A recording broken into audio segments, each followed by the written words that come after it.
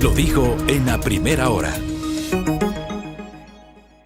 Muy bien, 7:37 en la mañana. Mauro Andino Espinosa está aquí con nosotros, jurista, especialista en materia legislativa también. Doctor, ¿cómo le va? Bienvenido, buen día. Muy buenos días, estimado Fabricio. Qué gusto poder compartir con usted y, por supuesto, con toda la audiencia. Las órdenes. A ver, en estos días, evidentemente, en este espacio hemos recabado inquietudes de varios legisladores y también analistas sobre el presente y futuro de la intención de llevar a juicio político al presidente de la República. El lunes estuvo acá la asambleísta Viviana Veloz, el martes estuvo acá el asambleísta Darwin Pereira, ayer miércoles dialogamos con la asambleísta Joana Moreira, digamos, para que se entienda el sentido de pluralidad que manejamos en este espacio. Y desde el punto de vista de los criterios constitucionales, entrevistamos a Esteban Ron a inicios de semana. Ayer tuvimos un panel con María Dolores Miño, con Ismael Quintana y con André Benavides, que tuvieron coincidencias y discrepancias, y hoy lo vamos a hacer con Mauro Andino. Mi pregunta es, luego de todo lo que ha pasado estos días, hubo la presentación del pedido de juicio político el jueves, hubo el pedido por parte del CAL de un informe no vinculante a la Unidad de Técnica Legislativa. El CAL primero determina que los requisitos estaban completos, porque la norma no dice que tiene que calificar, sino determinar si los requisitos están completos. Decide enviar a la Corte Constitucional y al día siguiente dicen, no, mejor reconsideremos. Se echan para atrás, reconsideran la decisión inicial y piden a los proponentes, a los solicitantes del juicio, que completen requisitos. Porque eso dice la norma, la ley orgánica dice completar requisitos, pero no dice subsanar ni dice corregir, y también por ahí hay una polémica. Partiendo de todo esto, ¿cómo ve usted el escenario, doctor? Creo que primero hay que dejar en claro que el juicio político es un mecanismo constitucional, es un mecanismo democrático. Esa retórica de que se trata de desestabilización o de golpe de Estado, de plano hay que descartarla, porque indudablemente es una mentira más grande que la catedral y más grande que el propio Banco de Guayaquil del presidente Guillermo Lasso. Así que creo que hay que arrancar por ahí. Segundo, efectivamente, en un primer momento, por ejemplo, existió un lapsus calami que fue subsanado a través de un alcance en función del artículo 80 de la Ley Orgánica de la Función Legislativa, la famosa equivocación de los artículos que se citaron en la primera foja, en la primera página, en las generales de ley, si usted quiere, para hablar en términos jurídicos, de la acusación constitucional. Más allá de eso, digamos, más allá de las formas, que es legítima la crítica, a veces también la crítica dura, la crítica voraz, algunos, claro, también lo hacen con profunda soberbia y prepotencia, piensan que son infalibles, pero están en su derecho, y faltaba más para quienes están en el ejercicio político, se exponen a este tipo de críticas. Ahora, sin perjuicio de eso, en el fondo de la acusación constitucional, me parece que es un documento absolutamente riguroso desde lo técnico. Yo he escuchado a la gran mayoría de colegas del mundo del derecho constitucional, y aquí quiero empezar partiendo las aguas. A la gran mayoría de colegas del derecho constitucional, algunos coinciden conmigo en lo ideológico, yo coincido con ellos también. Hay otros con los que tengo profundas discrepancias en ese sentido, pero la gran mayoría han dicho, esta solicitud, esta acusación constitucional es mucho más consistente, es mucho más rigurosa de lo que habríamos esperado, y probablemente pase el filtro, tenga un dictamen de admisibilidad favorable de la Corte Constitucional. ¿Por qué? Porque se enumeran los hechos, las premisas que permiten sustentar, evidenciar cuáles son las conductas y los comportamientos del presidente de la República, que a su vez permiten adecuar en la conducta o en la infracción constitucional imputada. ¿Y por qué así esta diferenciación de los constitucionalistas? Porque siento que muchos colegas penalistas, muy respetables también, han pretendido llevar esta discusión al terreno penal. Y la Corte Constitucional ha sido tajante en este sentido cuando ha mencionado que hay que diferenciar el control político del control jurídico. Lo ha dicho tanto en el dictamen del caso Jorge Glass en el año 2017, como en la acción extraordinaria de protección, que parece que muchos hoy se olvidan, y algunos que respaldaban que Jorge Yunda sea removido mediante un control político. Esa sentencia de la acción extraordinaria de protección de la Corte Constitucional no fue dictada solo para regular los procesos de control político, Fabricio, relacionados con los gobiernos autónomos descentralizados. Sino todos los procesos de control político. Todos los procesos de control cuerpos político. colegiados que tienen atribución de fiscalización. Perfecto, y ahí emite varios parámetros, y la Corte Constitucional, por ejemplo, ahí menciona, entre otras cuestiones, que el control político no puede confundirse con el control jurídico, porque además el legislador, el fiscalizador, sea un concejal o sea un asambleísta, tiene, por ejemplo, la libertad de elección, la libertad de elegir, y que actúa bajo criterios, y esta palabrita es clave, subjetivos, a diferencia de un juzgador ordinario que tiene que resolver sobre la base de criterios objetivos. ¿Y cuál es de esta diferencia? Con criterios de imparcialidad, ¿no? Exactamente. El legislador juzga políticamente bajo criterios subjetivos. Pero ahí, por ejemplo, ahí yo sí encuentro, por ejemplo, no sé si es una distorsión, y hablo desde mi ignorancia de los temas del derecho,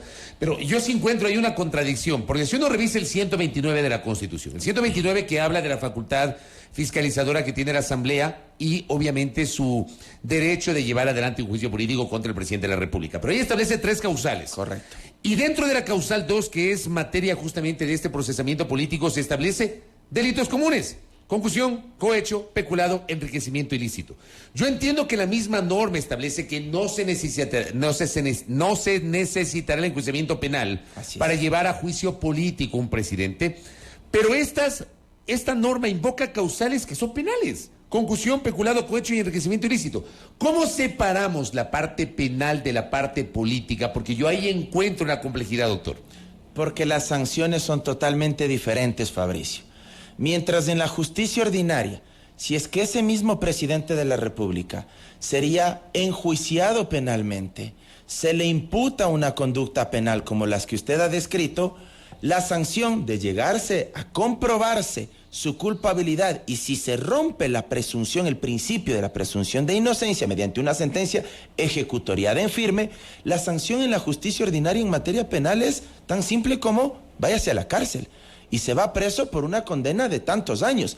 En cambio, la sanción en materia política, ¿cuál es? La censura, la destitución, la pérdida del cargo público representativo, porque ha cometido esas infracciones constitucionales, ¿sí? Y porque el principio de confianza se ha quebrantado, que esto también lo dice la propia Corte Constitucional y lo dice toda la literatura constitucional y política, porque este tema del juicio político tiene ambas aristas, pues, o sea, no solo hablan de esto o escriben los constitucionalistas, sino también los politólogos. Pero es inevitable, por ejemplo, hacer la comparación con esta explicación que usted señala. 2 casos ocurridos en los últimos tiempos, sobre Sofía Espín y sobre Ana Galarza. A Sofía Espín la destituyeron de su condición de legisladora. Correcto. Le procesaron penalmente y meses después la justicia la sobreseyó. Correcto. Sobre Ana Galarza pasó exactamente lo mismo. La Asamblea Nacional le restó su condición de legisladora política, sanción política. En ambas sanción política, pero a nivel judicial no hubo esa sanción. Entonces ahí también se genera esa discusión, doctor. Bien podría ¿Qué pasa pasar? si es la sanción política, pero no la sanción judicial? Bien podría pasar ese escenario, Fabricio, que la Asamblea, o como en el caso del control político de los gobiernos autónomos descentralizados en relación a un alcalde, como pasó con Jorge Yunda, bien podría pasar que el censurado y destituido o el removido, dependiendo de qué órgano fiscalizador estemos hablando, bien podría suceder que en el campo jurisdiccional y en materia penal le absuelvan. Fíjese usted que a Jorge Yunda, invocando nuevamente la sentencia de la Corte Constitucional, le remueven del cargo aplicándole una norma que supuestamente había incumplido, que era no haber respetado, no haber cumplido con las disposiciones relativas a la participación ciudadana. Pero en materia penal, el hombre sigue libre. Perdió la elección, pero él sigue libre y él no ha sido sentenciado penalmente. Fíjese usted, sin embargo, se hizo ese control político y la Corte lo validó. Bien podría pasar lo mismo con Guillermo Lasso. Si es que se pasa el filtro de la Corte Constitucional y llega la solicitud de juicio al Parlamento, ¿qué es lo que podría pasar? Podrían existir los 92 votos, se censura, se destituye a Guillermo Lasso, asume Alfredo Borrero y por cuerda separada la justicia ordinaria podría procesarlo penalmente si es que encuentran indicios, porque además los legisladores están obligados, según el 129, a remitir a la Fiscalía los probables indicios de responsabilidad penal que habrían identificado, pero podría suceder que la justicia ordinaria le absuelva. Pero usted ahí me dirá otra pregunta, Fabricio. Pero Mauro, ¿no le parece que esa norma es injusta? La Constitución está para aplicarse, Fabricio. Y esta es una primera gran cuestión. O sea, ahí no hay vueltas que darle. Es que no me gusta que se haya puesto así. La Constitución está para aplicarse.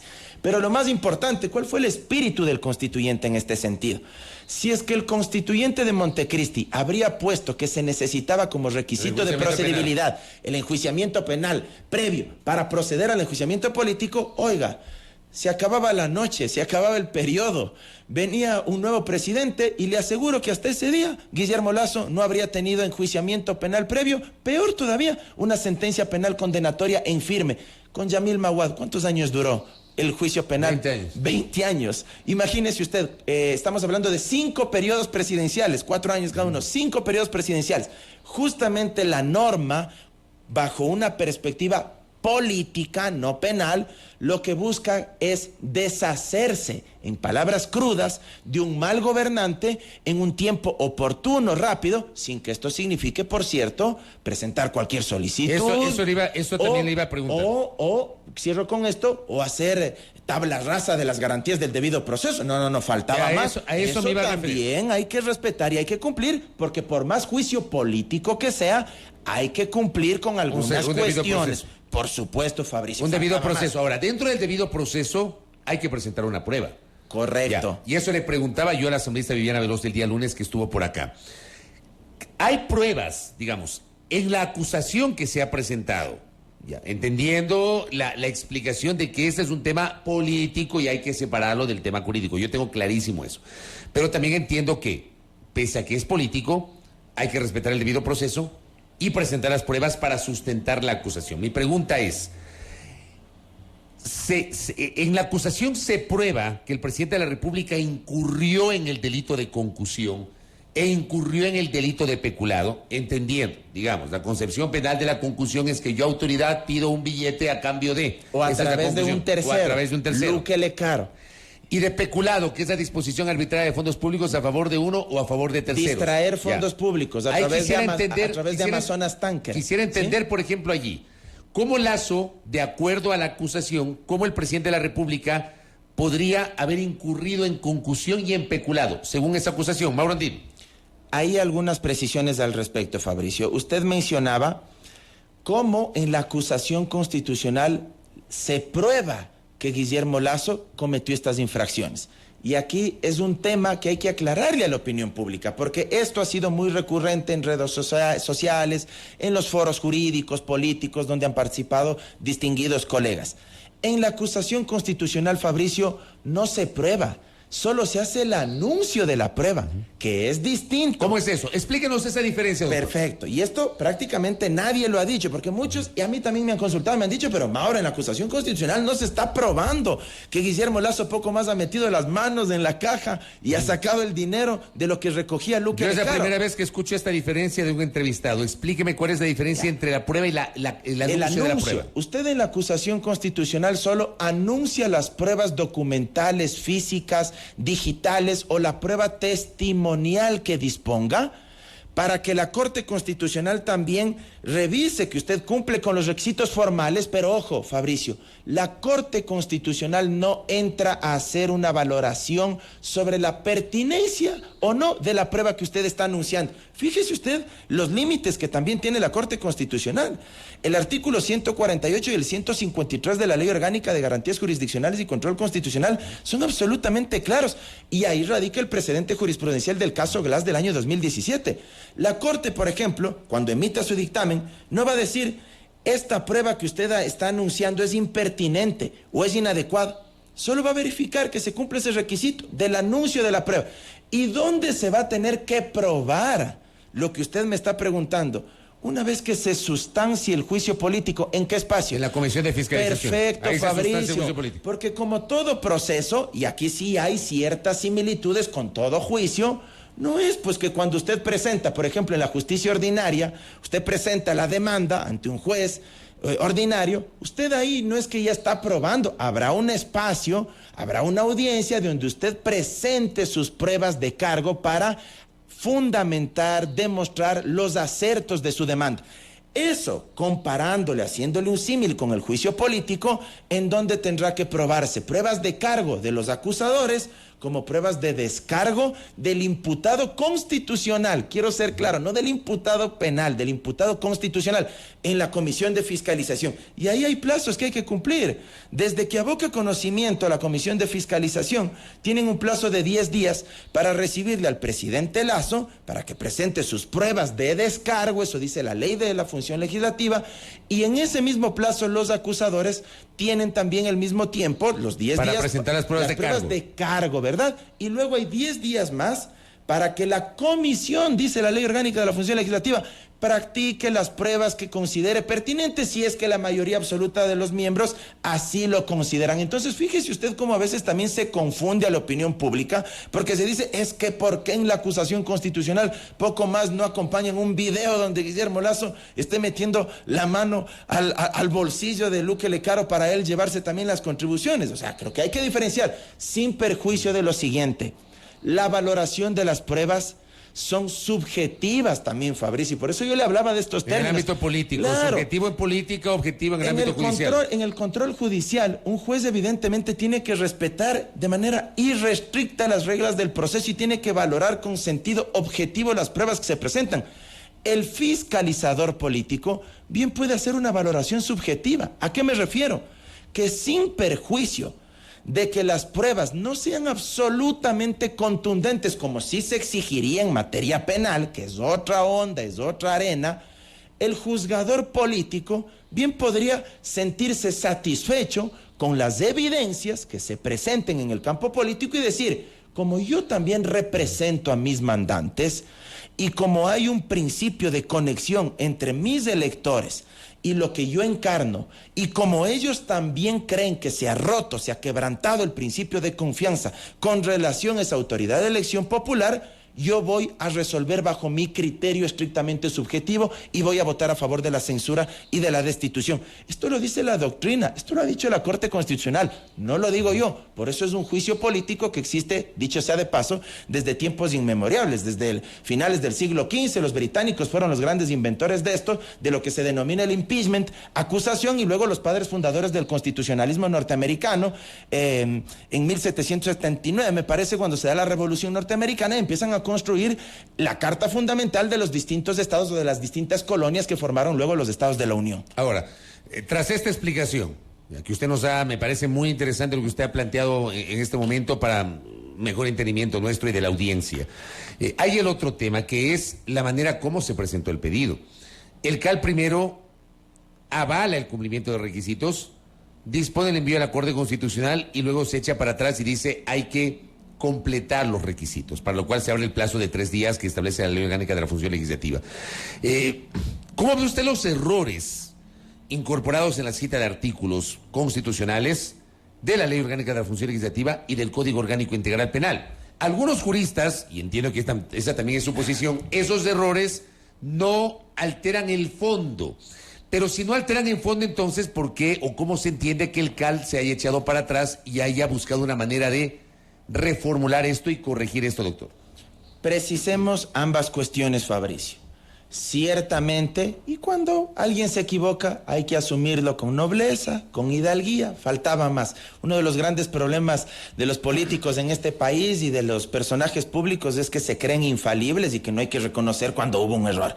Sí existió un lapsus calami en el encabezado, en las generales de ley, como diríamos los abogados, en la primera foja de la acusación constitucional, cuando lamentablemente a todo el equipo se le pasó haber revisado la invocación de los artículos 129 y el 86 y siguientes de la Ley Orgánica de la Función Legislativa, que eran los que tenían que estar desde un inicio, y se habían invocado otros artículos. Fue un lapsus calami, se envió la aclaración que permite la Ley Orgánica de la Función Legislativa y eso se subsanó. Eso ciertamente fue así. En la otra cuestión yo discrepo absolutamente con el criterio de distinguidos colegas, algunos de ellos muy buenos amigos míos incluso, que decían que hemos invocado mal los artículos del Código Orgánico Integral Penal. Y aquí permítame hacerle una precisión y una aclaración y espero ser lo más pedagógico posible. Se invocan los tipos penales de concusión y de peculado. Y un colega decía, es que esos tipos penales estaban derogados y tenían que haber invocado los que están vigentes. A ver, ratito, despacito y con compás, como dirían en mi tierra.